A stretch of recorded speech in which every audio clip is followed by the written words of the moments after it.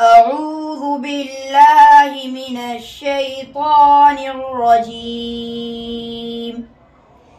بسم الله الرحمن الرحيم.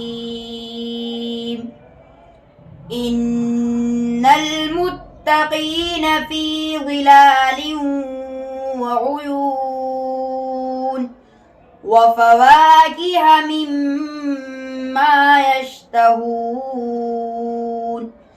كلوا واشربوا هنيئا بما كنتم تعملون إنا كذلك نجزي المحسنين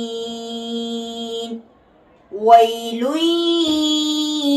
يومئذ للمكذبين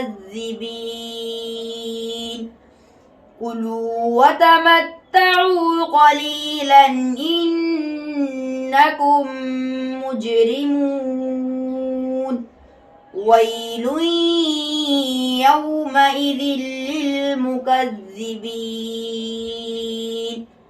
وإذا قيل لهم اركعوا لا يركعون ويل